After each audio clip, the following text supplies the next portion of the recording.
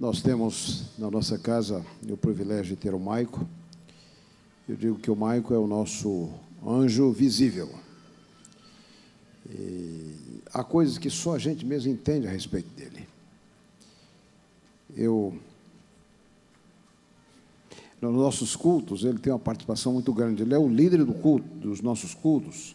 E como ele disse que quer ser pastor, ele tem o privilégio de fazer os sermões dele.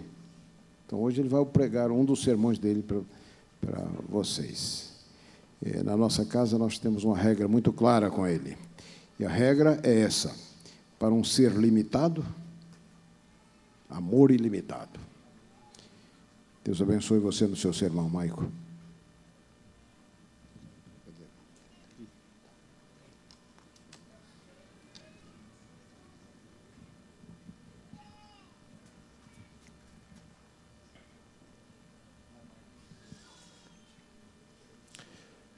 O Senhor é meu.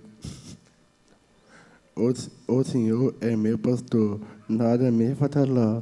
Ele faz descansar em pastos verdes.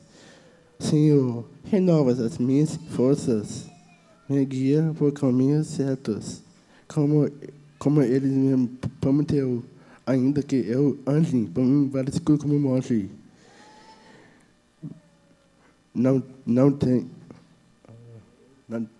Ainda que eu ande por um vale escuro como morte, não teme de nada, pois tu, Senhor Deus, estás comigo. Tu me proteges e me delizes. Preparas um paquete para mim, aonde os meus inimigos me podem ver. Tu me recebes como convidado de honra, enches o meu copo a derramar.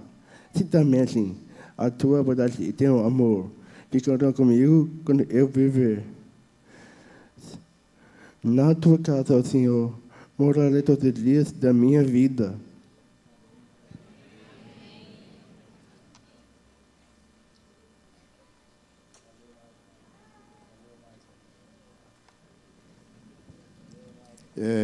Top 10. Obrigado, Michael. Que sermão maravilhoso. Eu preciso dizer uma coisa para os irmãos. Eu quero dizer que o maior elogio que eu já recebi na minha vida veio do Michael. E veio de forma indireta. Um dia desses, ele estava, por alguma razão familiar, ele estava zangado com o pai. E para expressar a sua zanga, ele disse assim: pai, o pastor Ranieri prega melhor do que você. Então,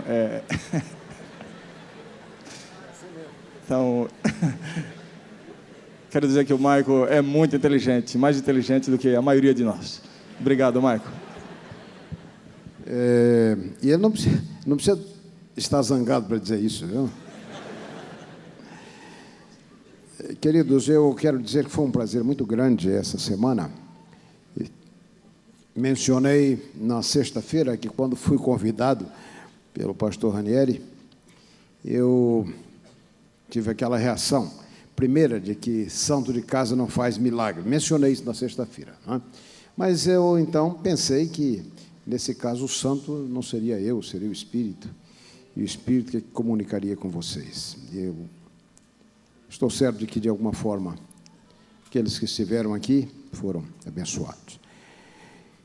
Quero agradecer do meu lado, o pastor já mencionou todo mundo aí, mas eu quero agradecer aqui a equipe pastoral, o pastor Ranieri, o Tiago e a Leidiane, que foram amigos extraordinários.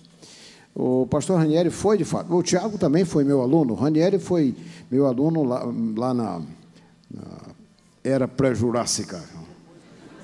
E depois, mais recente aqui no mestrado. Aliás, eu até tenho uma apostila que você me deu, do material que você anotou da classe. E o curioso é que o Ranieri foi um dos bons alunos que eu tive, e ele tinha aí uma sessão de ideias para sermões que você anotou daquelas classes. Tiago também foi um bom aluno. Foi até o orador da turma dele, né? O pessoal queria colocar aí não sei o quê, não, turma A e turma B, vamos botar um A da A, nada disso. O Tiago vai ser o orador e acaba com essa história. Quem mais? Queria agradecer ao pastor Martini, que, embora não tivesse estado aqui na semana, foi uma ajuda extraordinária. Quando eu falei da cruz ali, do projeto da cruz, ele telefonou logo lá para o Rolf, e a Sara. Sara foi extraordinária, ela não perdeu tempo. Esse aqui no passado eu tenho usado, mas não dessa coisa de um projeto milimétrico. Vieram aqui medir a altura da igreja, o teto, passaram a informação. Meu querido amigo, o irmão Silas, que também foi extraordinário nisso aí. A Mariana, da agência Zoom, né, juntamente com a ajuda aí do pastor Ranieri, e a Ellen e a sua equipe, né? Os músicos, Jader, foi extraordinário também, Jader, muito obrigado, que nunca colocou dificuldade nenhuma ainda. Vamos cantar essa música aqui. Outros a gente entrou em contato direto, mas ele foi, de fato, quem cuidou e coordenou isso aí. O pastor Martini foi conosco a São Paulo para convidar aquele quarteto extraordinário que esteve conosco na abertura aqui, né? Eu quero agradecer, quem mais? Se a gente pode errar aqui, não falar de tudo, mas eu quero agradecer as crianças, porque quando você se comunica com as crianças, é sinal de que você está se comunicando, né? Minhas queridas amiguinhas Marcela, Ana, Camille e Lívia, elas fizeram desenhos, eu disse gravuras do pregador. Umas me confundiram com Albert Einstein, outras e colocaram o bigodezinho do Adolf Hitler, mas bigodinho singular, né? Mas, queridas crianças, Deus abençoe vocês. Muito obrigado. Muito bem, queridos, esse é a nossa última reunião.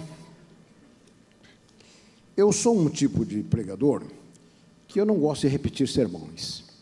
Se eu for pregar numa igreja, pastor Ranieri, com 2 cultos, ele disse, você prega os 2, eu não prego os 2, eu prego um no primeiro e outro no segundo. Não tem jeito. Mas o sermão de hoje, em grande medida, ele segue as linhas de algo que eu preguei aqui no passado, na abertura daquela semana de oração do pastor Dwight Nelson. Alguns estiveram aqui naquele tempo, e você se lembra que o pastor Nelson havia sido convidado pelo professor Bahia, e quando eu vim para ser pastor aqui, uma das primeiras coisas que ele me disse, nós temos uma semana de oração já acertada com o pregador, o pastor lá da Andrews University. Eu já conheci o Dwight Nelson, telefonei para ele, ele disse, olha, eu vou estar aí, mas só posso estar no domingo. Só que, então, sexta de noite, sábado de manhã, estava com o pastor da igreja, que era, então, eu. E eu preguei um sermão mais ou menos como esse. Eu espero que Deus abençoe você, ao considerar o desafio da graça. A graça é tudo aquilo que nós mencionamos, mas é muito mais ainda. E coloca diante de nós desafios também. Eu convido você a ler comigo Marcos 10, verso 46 em diante.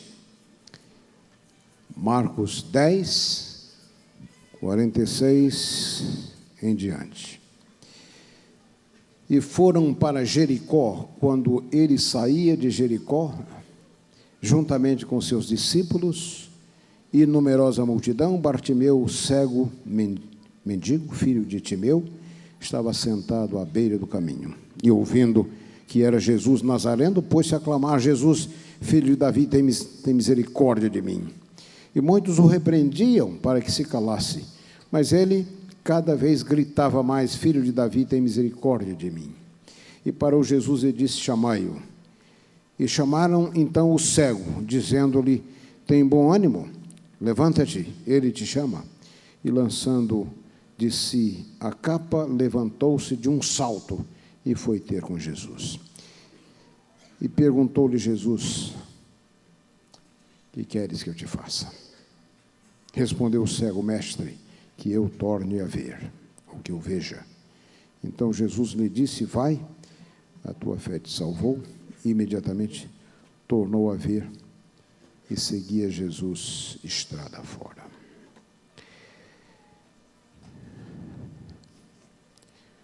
Provavelmente a maioria de nós, aqui, numa ocasião ou noutra, já tentou imaginar o que significa ser cego. Talvez isso tenha sido na infância. Talvez isso tenha sido em brincadeiras, as brincadeiras preferidas do meu filho Lucas. Eu tenho até um quadro que ele fez lá numa escola lá de North York, onde a gente morou, em Toronto. Está lá em cima da minha prateleira, aí, numa das estantes.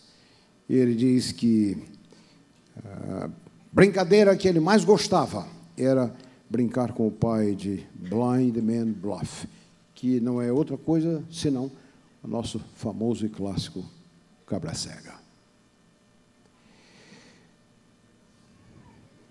A minha filha Diane, eu achei entre as minhas coisas um relatório dela para a escola de Waldwick, onde moramos. A nossa casa fazia divisa, o fundo do quintal da casa era a escola, ela ia por dentro do quintal, ela estudou ali com 11 anos, e ela escreveu um relatório intitulado The Day I Was Blind, o dia em que eu fui cega. E ela conta aqui, e ela diz a data, que era, ela disse, eu tive a experiência de experimentar o que a maioria das pessoas cegas enfrentam. Era um dia especial na escola, aquela escola tinha essa prática para familiarizar os alunos com limitações que pessoas enfrentam. Uns tinham que andar de cadeira de roda por uma manhã, outros empurrando a cadeira de roda, outros andando de muleta, e ela e a sua coleguinha Michelle tiveram elas a oportunidade de experimentar, segundo ela, aquilo que os cegos enfrentam. E ela colocou uma venda nos olhos, guiada uma hora pela amiga, a outra hora ela guiava a amiga, e ela disse aí que parte do dia eles tiveram também que estudar o alfabeto Braille. Venda nos olhos é brincadeira comum nas horas sociais da igreja, no tempo em que tínhamos horas sociais. Eu me lembro que tirávamos aí dos jovens que participavam os sapatos, colocávamos no amontoado e colocávamos uma venda nos olhos de alguém, e aquela pessoa tinha que localizar o par correto de sapatos e colocá-los nos dois pares, colocá-los nos pés de uma mesa. E aqueles que mais acertavam, com relação aos pares corretos, eram os ganhadores. Às vezes fazíamos o quadro de um animal, ou no quadro fazíamos a pintura de um animal e colocávamos uma venda nos olhos dos que participavam, e o desafio era tomar a cauda do animal e colocar no quadro tão perto do lugar onde a cauda deveria estar. Certamente todos nós, numa ocasião ou noutra, por alguns minutos, já tentamos imaginar o que significa ser cego, viver em trevas, viver sem visão. Nosso texto de hoje, contudo, fala de uma outra situação diferente. Bartimeu era cego e, segundo a leitura que você pode fazer do texto, pode ser que você conclua que ele nunca havia visto antes, embora ele diga... ver de novo, essa expressão pode ter outro significado, o que significaria então que ele nunca viu. Bartimeu aparentemente não tinha visto antes, nunca tinha visto. E isto é completamente diferente das nossas simulações de cegueira. Por alguns instantes, então, abrir os olhos. Bartimeu não fora capaz de ver, e provavelmente nenhum de nós pode imaginar o que isso significa. Este é o último milagre de Jesus no livro de Marcos. E, na verdade, esse milagre está registrado apenas em Marcos. Jesus está de passagem por Jericó, subindo para Jerusalém, que estava a mais ou menos 25 quilômetros de distância. A jornada dele é subitamente interrompida pelos gritos de Bartimeu assentado à margem do caminho. Cegos na Palestina eram quadro comum, cenas comuns, especialmente porque não havia medicação, falta de higiene correta, e muitos ficavam cegos na infância ou posteriormente. Bartimeu começa a fazer um barulho tão grande que aquilo é visto como um embaraço, como um constrangimento. Mas acima da multidão, Jesus escuta o pedido de socorro. Verso 49, Jesus disse: chamai-o.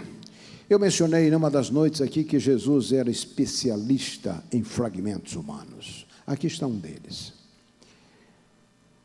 Perdido, completamente marginalizado. Eu, quando escrevi a minha tese doutoral, eu entendi com os teólogos da libertação o que significa ser um marginalizado.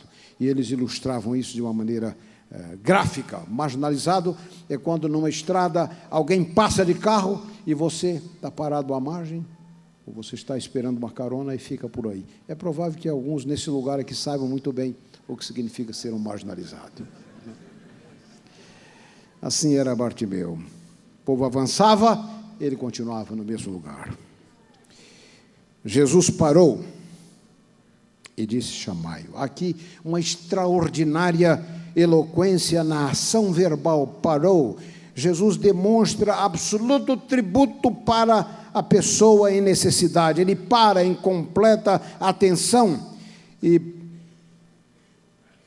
manda chamar esse pobre cego, esse pobre diabo esquecido de todos, marginalizados dentro do sistema social e religioso dos judeus. De fato, o ministério de Cristo toca a esse tipo de gente, fragmentos humanos. De acordo com o dogma da retribuição, nós vimos aqui uma noite, comum no judaísmo, esses infortunados estavam simplesmente pagando pelos seus pecados, ou pelo pecado dos seus pais. Em Levíticos 21, versos 17 a 21, o sacerdócio era proibido aos cegos, aos coxos, aos desfigurados, aos deformados. Mas aquilo que era algo de caráter específico foi generalizado. E alguns até achavam que não era necessário ter piedade dessa gente. Alguns fariseus até se vangloriavam de atirar pedras dessas pessoas. Na cidade em que eu nasci, vizinha à minha casa, havia ali um vizinho, a sua família tinha um tipo de um porão, e todos os cegos que passavam pela região, vindo de ônibus, alguns vinham de longe, de Minas, de outros lugares do Espírito Santo, eles paravam ali, aquelas pessoas davam esse lugar para eles ficarem. E uma das coisas que me entretia era ir e manter conversa com esses cegos. Me lembro de algumas fisionomias deles ainda. Alguns achavam que se devia ter piedade deles. Estavam pagando as suas falhas.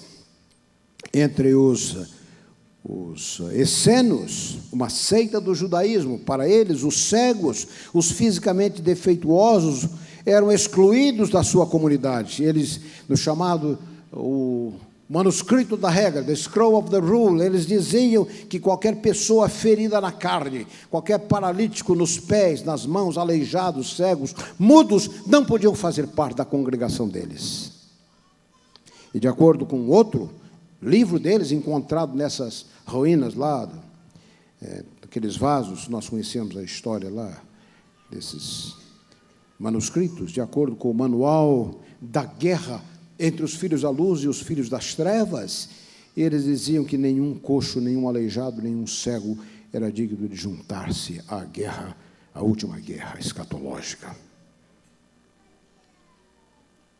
Não se podia juntar aos eleitos, às hostes, contra as hostes de Belial. Nenhuma desses poderia participar do banquete messiânico. E o curioso, irmãos, é que Jesus aqui se eleva acima das regras religiosas inventadas para segregar seres humanos. Jesus para em demonstração de absoluto tributo e respeito à pessoa em necessidade. Com esse ato, Jesus está dizendo: você conta, você tem valor. Jesus era mestre em parar em reverência à personalidade, atribuindo valor àqueles que eram considerados sem qualquer valor. Ninguém era excluído, mencionei uma ocasião, uma das noites aqui, a não ser aqueles, no relacionamento com Cristo, ninguém é excluído, a não ser aqueles que se excluem. Jesus teve apenas 3 anos e meio de ministério, contudo, nós nunca o encontramos apressado. O extraordinário, a marca de Cristo, é a maneira como ele se comporta, a maneira como ele, a majestade com que ele anda, a sua postura, nunca apressado, nunca com aquela conversa de falo com você depois. Já viram? Diz que as pessoas importantes, ou que se julgam importantes, eles não atendem telefone, eles não estão disponíveis, a menos que seja do interesse deles. Falo com você depois. Eu mencionei também numa das noites, Jesus não tinha nenhum escritório e não tinha nenhuma hora marcada para atender pessoas.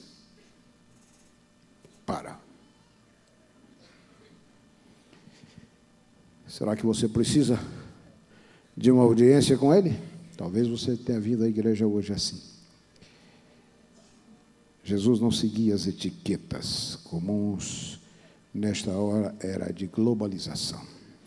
Jesus para e manda chamar Bartimeu.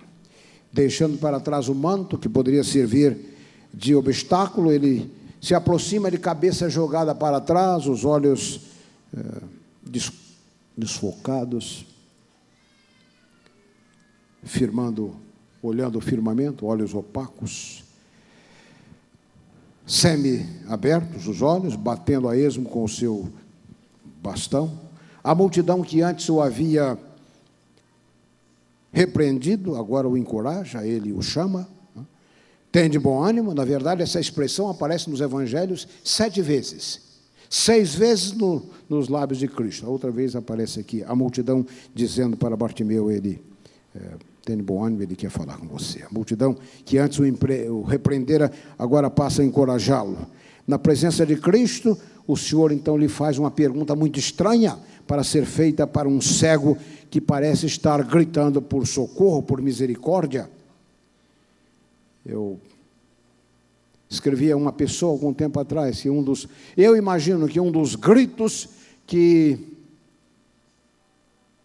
Deus tem prazer em atender aqueles que pedem misericórdia, misericórdia. Você pensaria que Jesus já conhece a resposta? Você pensaria que Jesus já sabe o que o homem precisa? Mas, ao contrário, ele pergunta a Bartimeu, de pé na sua frente, pobre, desamparado, a confusão estampada na sua face, o cajado patético nas suas mãos trementes: Bartimeu, o que você quer? O que você tem em mente? O que você quer que eu lhe faça? Esta é uma pergunta muito estranha para ser feita a um cego que clama por misericórdia. Que queres que eu te faça? Nós podemos imaginar como Bartimeu se sentiu. Esse Jesus deve estar brincando comigo. Eu sei que a minha cegueira é evidente a todos e certamente ninguém deseja ser cego. Ou esse Jesus não é muito esperto, ou então ele está sendo sarcástico. Imagine-se na situação de Bartimeu. Não era apenas a desabilitação física, mas o estigma da doença. Eu mencionei numa das noites aqui estas coisas das pedras e das setas, dos raios e dos trovões da teologia da época. Vagando a esmo em Jericó, imerso em trevas, imaginando como seria sua esposa, se ele tivesse uma, ou como seriam os seus filhos, se ele os tivesse, dependendo de favores, resignado a todos os tipos de humilhação para conseguir sobreviver, mais ou menos como milhões de pessoas no mundo atual. Pessoas que estão tentando apenas manter o pescoço fora da água, pessoas que vivem engolindo sapos de perna aberta. Esse é o quadro. Que queres que eu te faça? Tal pergunta poderia ser entendida como um golpe novo numa ferida velha. Mas Bartimeu eleva-se acima de qualquer milindre e responde a Jesus seguro, como se de fato ele imaginasse que Jesus não sabe o que ele precisa. Mestre, que eu veja. Bartimeu responde a pergunta como se realmente cresse que Jesus não sabe o que ele precisa. E em resposta, Jesus disse: vai, a tua fé te salvou. E logo viu, diz o texto bíblico, e seguiu a Jesus pelo caminho. Isso é tudo que nós encontramos sobre Bartimeu nesse relato. Contudo, eu imagino nesse texto um segundo ato. E nesse aqui nós entramos na história. Esse é o fim da história, como a gente encontra aí em Marcos. Isso é tudo que é relatado acerca de Bartimeu. Isso é toda a cena bíblica. E então, Bartimeu desaparece completamente. Nesse ponto, nós devemos refletir para completar a narrativa. O que significaria se você tivesse sido cego e recebesse a visão? O que teria acontecido com Bartimeu depois da cura? Eu li um artigo escrito por um especialista em olhos há muitos anos, analisando o que significa uma pessoa receber a visão, ter a visão restaurada depois do convívio de muitos anos com a cegueira, com as trevas. Eu imaginava que deveria ser uma alegria extraordinária, ver uma árvore, ver uma casa, ver uma pessoa. Em nossa imaginação, provavelmente, nós formamos um quadro muito romântico até, em cores róseas. Abrir os olhos, estas extraordinárias janelas da alma, para discernir formas e cores. Mas não é isso que aquele especialista dizia. Ver pela primeira vez é uma experiência extremamente perturbadora. Otávio.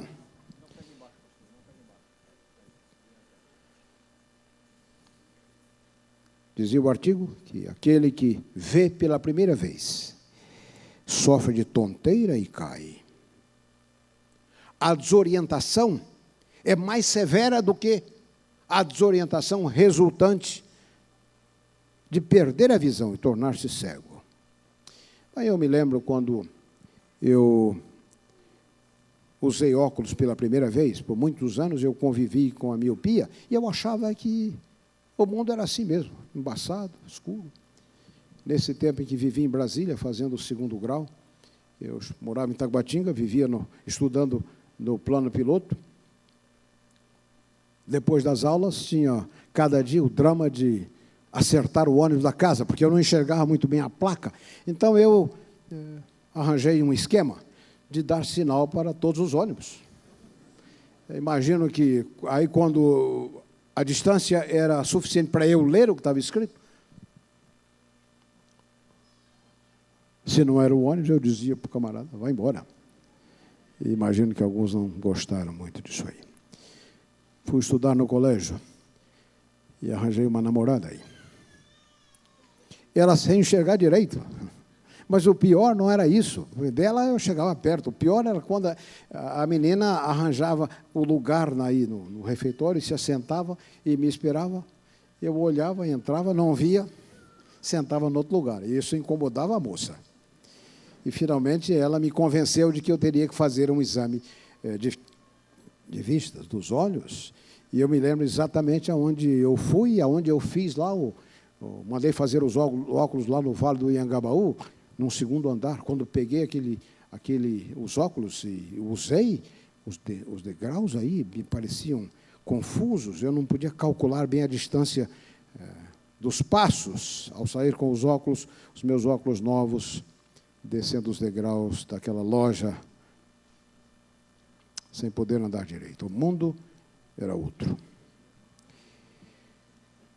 Segundo o especialista que eu li, a pessoa que vê pela primeira vez sente um grande mal-estar no estômago, enjoos.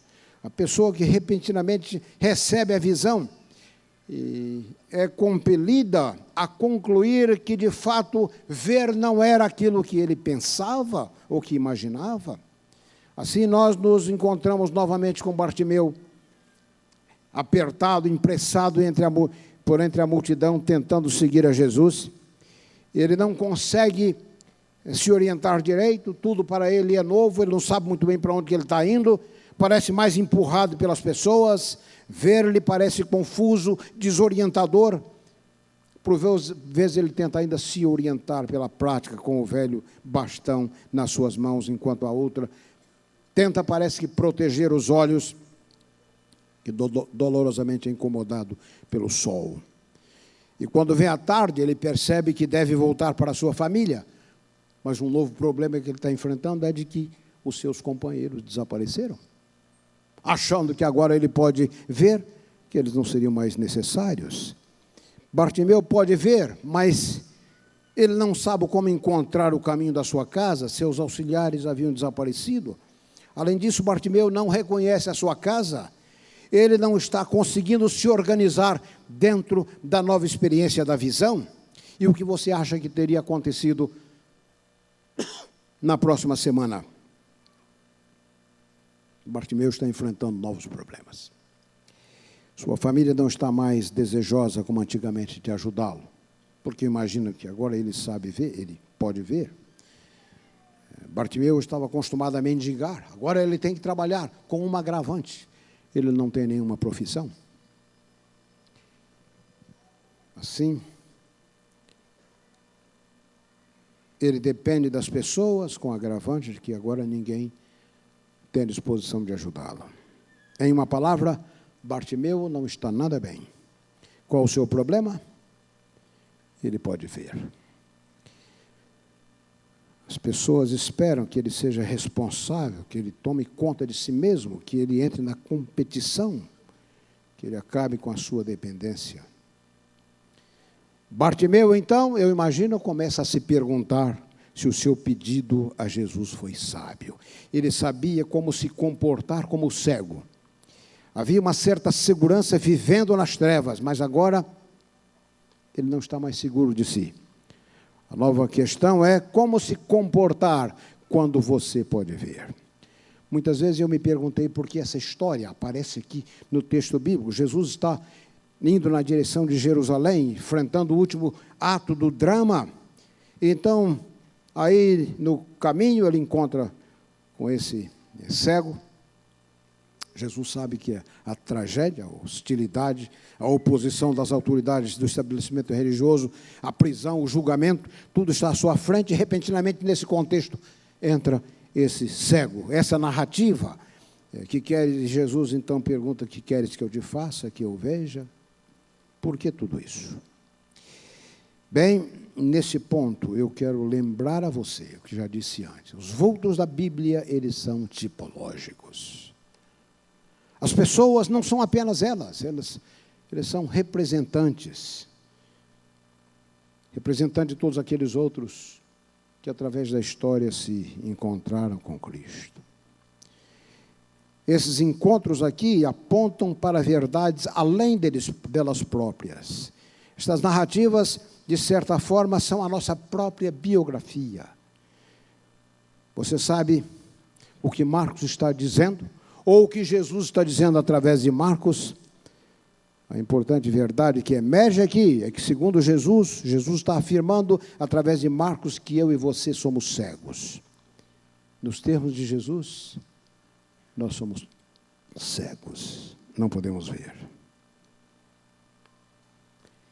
Entendidos dizem que a luz do sol, refletida no mar, ela penetra apenas até 100 metros de profundidade. Daí para frente, trevas absolutas, as chamadas regiões abissais, chegando a 12 quilômetros de profundidade. As criaturas que nascem nessas regiões, onde não se tem absolutamente nem impressão nenhuma de luz, dizem esses especialistas que o nervo óptico dessas criaturas é atrofiado e perdido para sempre. O contato com as trevas. Queridos irmãos, a nossa situação é muito pior. Não é apenas o nosso contato com as trevas, é também o fato de que nós nascemos não apenas cegos, nós entramos nesse mundo como mortos. Nossa situação é consideravelmente pior, espiritualmente cegos. O contato com as trevas apenas torna-nos 2 vezes criaturas das trevas. Eu tenho observado pessoas em aeroportos, em rodoviárias, nas ruas, observando as pessoas, as suas preocupações, as suas conversas, preocupados com um pequeno mundo. E eu, às vezes, me pergunto como seria fazer sentido espiritual para essas pessoas. E eu não preciso ir muito longe. Às vezes é aqui dentro da igreja mesmo. O que fazer para se comunicar com pessoas que vivem nesse mundo, pequeno mundo, nessa pequena concha? Você está surpreso? Não se surpreenda. Ser cego é provavelmente o que nós queremos. Ser cego, afinal, não é tão mal assim, porque quando você é cego, você não pode ver as coisas como elas realmente são. Em outras palavras, nós não somos incomodados pela visão. Na maioria das vezes, nós não queremos ver aquilo que nós não queremos enfrentar. Portanto, ser cego é conveniente. Mencionei aqui que, segundo Blaise Pascal, não é a incredulidade que gera desobediência, é o contrário, é a desobediência que gera incredulidade. As pessoas não querem ver porque elas estão acomodadas onde elas estão. Ver tem o seu preço. Mas quando a nossa cegueira é curada, podemos ver o mundo de uma outra forma. Repito, nós somos criaturas das trevas. Nos acostumamos de tal forma com as nossas insanidades, com as nossas patologias, que de tal forma nos subjugam, que o antinatural se torna o natural para as pessoas. Já perceberam isso alguma vez? Se você tem alguma compreensão espiritual da vida, você não pode entender como as pessoas chegam a conclusões e como elas podem viver dessa forma. Personagens da Bíblia, eu repito, são representativos, são tipos, são parábolas, apontando para verdades além delas próprias, além das suas histórias. Tais vultos são parte de cada um de nós. Quando não queremos enfrentar determinado aspecto que nós sabemos é uma exigência de Cristo, o que nós fazemos? Em geral, nós ampliamos, buscamos exagerar as nossas dúvidas para desacreditar a luz. A visão nos coloca face a face com os nossos hábitos, com quem nós somos. E você sabe quem você é. Algumas pessoas dizem assim, tentando justificar, é mais ou menos como os filhos que não querem enfrentar a autoridade dos pais, eles começam a exagerar os defeitos dos seus pais. O que realmente nos incomoda, alguns são assim, o que realmente nos incomoda não é Cristo, o Cristo que nós não entendemos, ou as coisas de Cristo que nós não entendemos. O que nos incomoda realmente, segundo Mark Twain, o que nos incomoda não é aquilo que... O que me incomoda não é aquilo que eu não entendo a respeito de Cristo. O que me incomoda é aquilo que eu entendo a respeito de Cristo. Mas quando a nossa cegueira é curada, começamos a ver as coisas como elas realmente são. E até nem gostaríamos de ver, mas já não podemos fugir delas. Passamos a ver as coisas que na nossa cegueira a gente não podia imaginar, ou que fingíamos até nem ver. Passamos a ver as coisas simplesmente que não podíamos ver antes, porque afinal Jesus disse que aquele que não nascer de novo não pode ver o reino de Deus. Eu mencionei numa das noites aqui, faça uma lista das coisas que você frequentemente, pastores frequentemente discutam, líderes espirituais. Eu não posso ver o que está errado, e a lista pode ser enorme. Claro que você não pode ver, você está morto, você não pode ver. Jesus disse que quem não nascer de novo. Mencionei aqui numa das noites que Dwight Moody dizia que esse novo nascimento que nos dá essa visão espiritual, se não for entendido, nada mais na vida cristã vai fazer sentido. Você tem algum problema na vida cristã? Você, talvez, aluno que mandaram você para cá contra a sua vontade, você não pode entender esses crentes. Não é que haja nada errado com os crentes, é a sua forma de viver. Você que está cego. Não só cego, você está morto. E claro que você não pode entender. Lembre que nos lábios de Cristo, o reino de Deus não tem que ver com geografia, não é um lugar. O reino de Deus tem que ver com relacionamento com a pessoa do rei. Então, nós realmente temos um sério problema. E Jesus vem a você, e Ele não impõe a luz. Ele pergunta: o que você quer que eu lhe faça? E todos nós sabemos que há coisas a serem consertadas na nossa vida, na família, no nosso trabalho, nos nossos relacionamentos. Questão é, você quer ver? Ou você está feliz do jeito que as coisas estão? Nossos hábitos. Cristo vem de forma especial novamente a cada um de nós com a perturbadora pergunta: que queres que eu te faça? Afinal, eu chego à conclusão de que a pergunta não é estranha, mas ela é muito difícil de ser respondida. Muitos não querem se desorientar, não querem sentir tonteira daqueles que passam a ver, não querem sentir dores no estômago. Nós não queremos ver o mundo segundo a perspectiva de Deus. Preferimos andar nas trevas. Você se lembra o que Jesus disse? O julgamento é esse. A luz veio ao mundo, mas os homens preferiram as trevas. Jesus, em diferentes ocasiões e circunstâncias, virá a você e perguntará: o que queres que eu te faça? A pergunta, de fato, é um teste. Você pode dizer: nada. Está tudo muito bem. Com o meu computador, o meu iPad, está tudo muito, iPod, todos os AIs que você possa inventar, está tudo legal. Não preciso absolutamente de nada. Está tudo bem do jeito que está. Eu não enxergo, mas está tudo bem. Realmente eu não quero ver. Mencionei as palavras de Cristo. Cristo era extraordinário nos seus veredictos.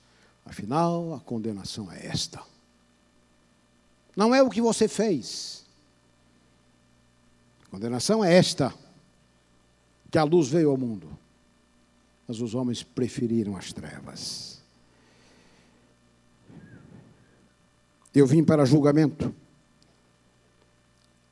para que aqueles que pensam que veem, não vejam, e para aqueles cegos que querem ver, vejam. E você? Quer ser deixado em paz nas suas trevas? As trevas de algumas áreas da vida? Ou você gostaria de dizer hoje mesmo, como Bartimeu: mestre, abre meus olhos para que eu veja. Eu sei que há um preço na visão, eu sei que eu não vou gostar de algumas coisas da luz, eu sei que as coisas de Deus e a respeito de Deus, ou as coisas outras a respeito de mim mesmo, que eu tenho tentado estar evitando, ou a respeito de outras pessoas, não vou gostar dessas coisas. Mas, Senhor, podemos dizer como Bartimeu: Senhor, eu quero vir para a luz, porque só então eu posso ser um discípulo daquele que disse ser a luz do mundo. E podemos nessa manhã dizer: que eu veja, Senhor, que eu veja. Esse é o grande desafio. Quando eu era criança, eu costumava sentar-me na varanda daquela casa lá no interior da fazenda, lá essa fazenda no interior do estado do Espírito Santo. Sentar-me na varanda, numa esteira que meus pais colocavam ali, e eu gostava de apreciar o espetáculo de uma noite tempestuosa. Queria convidar os meus amigos do dueto. E a noite escura, quando o relâmpago iluminava as montanhas ao redor da casa, o rio que corria na frente aí de 4 enormes coqueiros, gostava de ver esse quadro, essa fração de segundo em que relâmpago iluminava a realidade do mundo ao meu redor. Então, as trevas voltavam. Mas eu aprendi nesse tempo que depois do relâmpago, a escuridão não é a mesma. Depois do relâmpago, a escuridão não é mais a mesma. A luz destrói em fração de segundo, ela destrói a tirania das trevas. Depois do relâmpago, a escuridão não é mais a mesma. Amigos, Jesus entrou no nosso mundo, a sua presença, a sua vida, o seu ministério, seus ensinos, a sua morte, a sua ressurreição foram o relâmpago de Deus nas trevas que nos cercam. E aqueles que viram o seu clarão experimentarão a vida num outro nível. Após nosso encontro com Cristo, as trevas nunca serão mais as mesmas. Nosso vazio interior, nossa falta de propósito, nossa falta de significado, medo da morte, a solidão, a impotência diante dos absurdos da vida, você pode ser transformado para sempre, se você permitir. Enquanto o nosso dueto canta, e eu não fiz nenhum apelo durante essa semana, mas eu creio neles. Sabe por quê? Porque você vive no mundo de muitos apelos. E sabe o que os apelos da mídia estão fazendo com as pessoas? Tornando as pessoas incapazes de sentir direito, de perceber direito. E eu conto de que quando nossa família ainda era menor, a nossa filha Diane, fizemos uma viagem pela Califórnia, e no dia depois que passamos aí num hotel, estávamos arrumando as coisas, quando eu volto para o quarto, encontro a minha filhinha, nessa época, bem pequena, chorando. E eu pergunto, querido, o que está acontecendo? E ela diz, pai, ela estava vendo o filme do Bambi, aquela corça que tem a sua família destruída, o lugar onde ela mora queimado, e ela chorava. Eu disse, por que você está chorando? Ela disse, eu estou chorando porque eu não posso ajudar Bambi. Esse é o mundo da comunicação, tornando as pessoas incapazes de responder, porque, claro, o que elas podem responder diante de um desafio desse aí? E isso entrou nas igrejas, e as pessoas se acostumaram tanto com os sermões, que elas não podem responder a nada, acham que não é com elas. Portanto, nessa manhã, eu quero dar a você a oportunidade de se levantar e vir aqui à frente. Não membros da igreja, pessoas que acham que eles precisam ver, que gostariam de, nessa manhã, dizer, Senhor, que eu veja, sei que vai ter um preço, sei que vai ter um custo, mas que eu veja. Alguém que tenha se de alguma forma, por esses descaminhos da vida, se separado do Senhor, você também está convidado para essa oração final aqui. Vamos ouvir o dueto.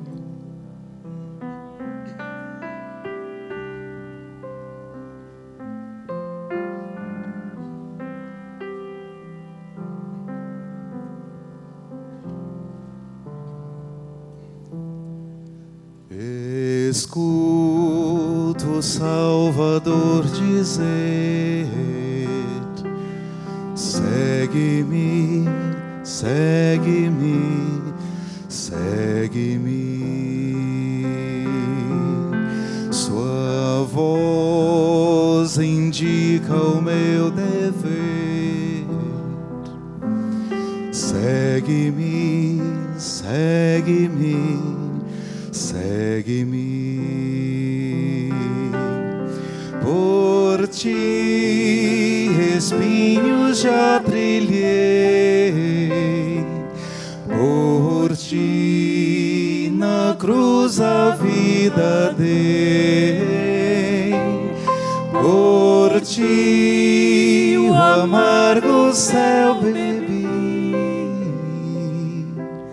Segue-me,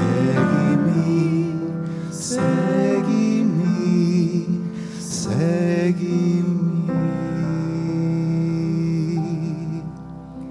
Aos teus pecados dei perdão.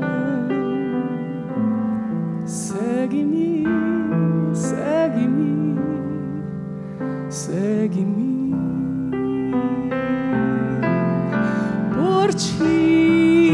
servia a expiação. Segue-me, segue-me, segue-me. A ti serei sem vacilar, teu Deus, teu guia em terra e mar, até aquele eterno lar. Segue-me, segue-me, segue-me. Vem, teu cuidado em mim depor. Segue-me, segue-me, segue-me. Da cruz eu aliviarei a dor. Segue-me, segue-me, segue-me. Oh, deixa todo teu temor, confia sempre no Senhor. Teu pranto enxugarei com amor. Cantem conosco. Segue-me, segue-me, segue-me.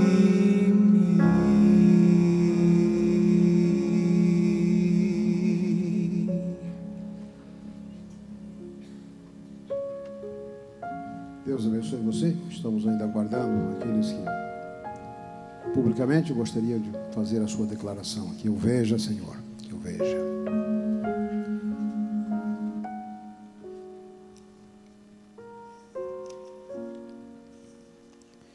Eu nunca estive num leilão aqui no Brasil. Estive em alguns lá na América. Os leilões são algo extraordinário. Fui a alguns a convite de um amigo, vendedor de carros usados. Ficava impressionado com a cantilena do auctioneer, o leiloeiro. Algo de impressionar. A sua atenção, a fisionomia das pessoas. E esse amigo me disse, olha, você entra, mas você fica paralisado. Você não pode piscar os olhos, você não pode olhar para os lados, você não pode dar nenhuma impressão de que você está vivo. Porque senão o leiloeiro vai entender que você está aceitando a proposta. E ele pode gritar, vendido, aquisição feita. Tenho perguntado algumas vezes, será que Deus é assim? As Escrituras apresentam um quadro de pessoas que foram alcançadas com o mínimo de manifestação de aceitação.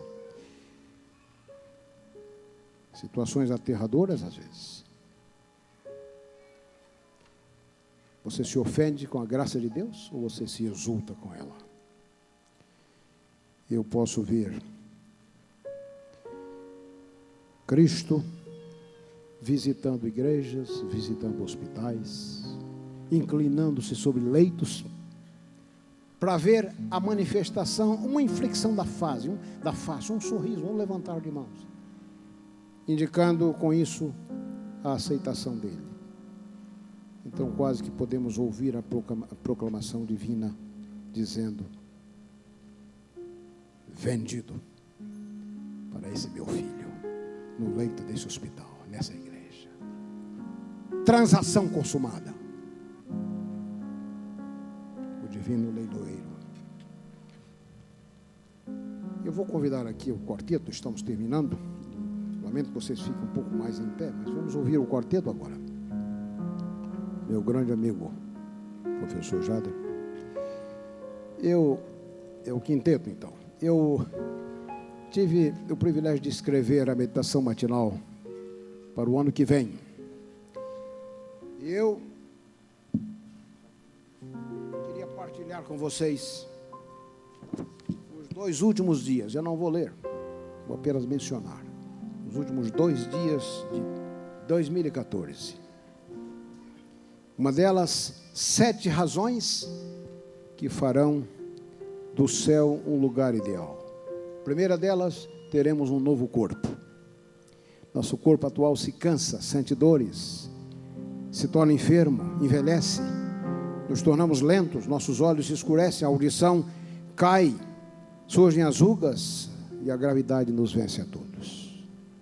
A maioria das pessoas não está feliz com o corpo que tem. Milhares de reais são investidos em cirurgias. Mas lá teremos um corpo eternamente jovem. Em segundo lugar, viveremos na melhor casa que você possa imaginar.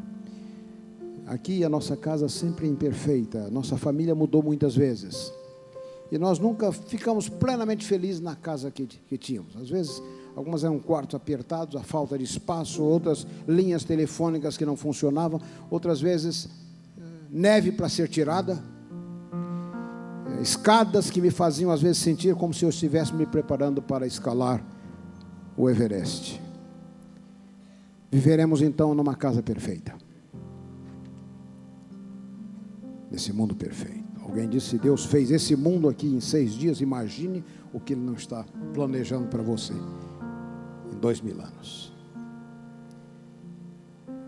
Alimento incomparável, a terceira razão. Você talvez não tenha tido oportunidade de ir a um restaurante luxuoso, não se deu a esse tipo de luxo, mas lá teremos o melhor alimento, o melhor cardápio possível, e o chefe será o próprio Jesus Cristo. Encontraremos pessoas interessantes, por anos nós ouvimos falar delas, chegou o momento de encontrá-las. Adão, Eva, Moisés, Ruth, Daniel, Nabucodonosor, Pedro, Paulo, Nicodemo, Zaqueu. Solte a sua imaginação. Reencontraremos nossos queridos. Penso no meu pai, penso em minha mãe, em irmãos, amigos.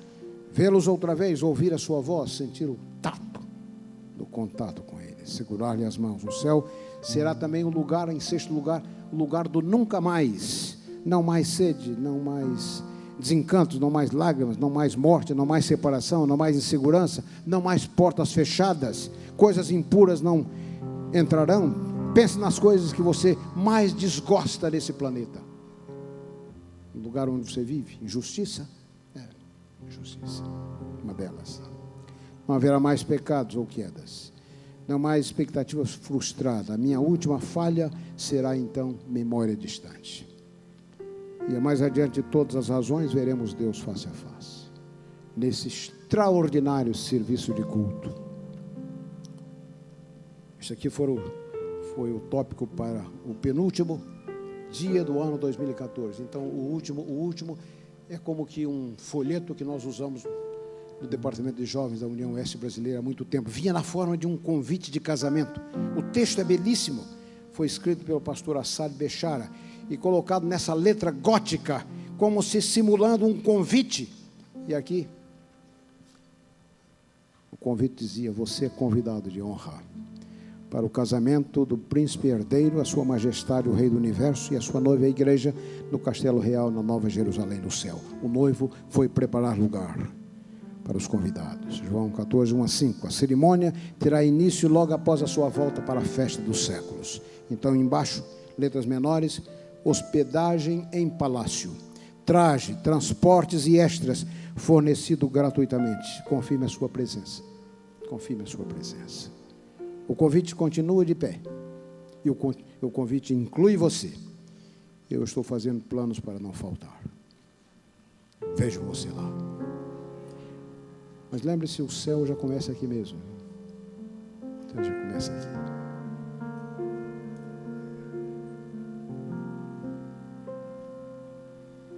Eu já ouvi falar de uma terra sem igual, onde tudo é paz e não há lugar pro mal. Almejo este lar tão puro e sem igual, mas eu não sei o dia em que virá pra mim. Enquanto estou aqui, começo a pensar que desse bom lugar já posso desfrutar.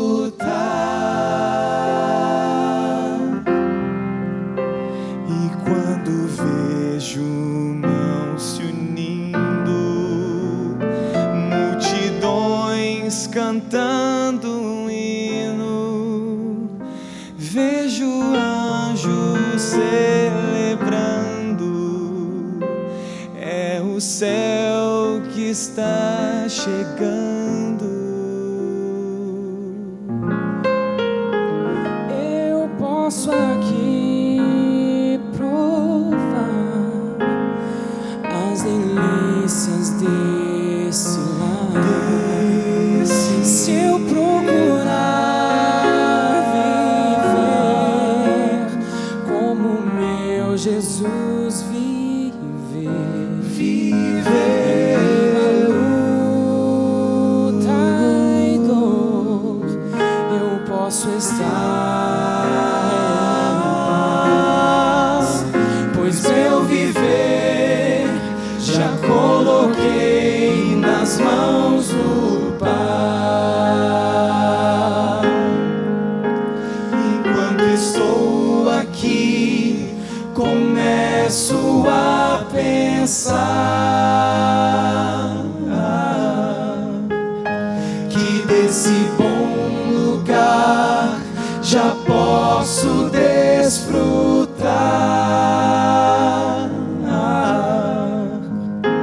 E quando vejo mãos se unindo, multidões cantando um hino, vejo anjos celebrando, é o céu que está chegando. O céu é aqui, se eu tomo tempo pra louvar. O céu é aqui, se eu me ajoelho para orar. O céu é aqui, se eu aprendi a perdoar.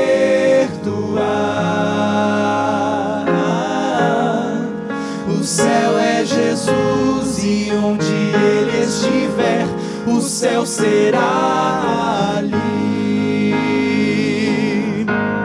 Pois não existe céu sem Jesus, e não existe paz sem Jesus. Sem Ele a riqueza do universo é sem valor. Pra queima de cristal sem Jesus, e flores que não murcham sem Jesus. Pra que viver pra sempre sem ter a companhia de Jesus? Eu volto a afirmar, o céu é aqui, se aqui Jesus está. O céu é aqui, se eu tomo tempo pra louvar. O céu é aqui, se eu me ajoelho para orar. O céu é aqui, se eu aprendi a perdoar. O céu é Jesus e onde Ele estiver, o céu será ali. O céu é Jesus e onde Ele estiver, o céu será ali.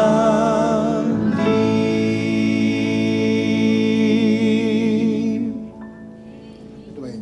Durante essa semana falamos muito de graça. Eu ficaria completamente frustrado se você tivesse tido a impressão de que nós estamos falando de graça barata. Graça barata, expressão cunhada por um teólogo alemão chamado Dietrich Bonhoeffer. Morreu num campo de concentração com o preço da sua fé. E ele escreveu um pequeno livro, O Preço do Discipulado, o preço da visão. Termino com aqui uma citação de Ellen White que eu mencionei durante essa semana aqui. Deus separou o homem desde a eternidade para ser santo. E o eco da sua voz chega a nós hoje, dizendo: mais alto, mais alto. E Ellen White então diz a resposta dos verdadeiros discípulos de Cristo: Yes, Lord, still higher. Sim, Senhor, ainda mais alto. Ainda mais alto. Deus abençoe você. Que a graça cubra, que a graça transforme, que a graça desafie você e cada dia você veja mais da vontade de Deus. Vamos orar.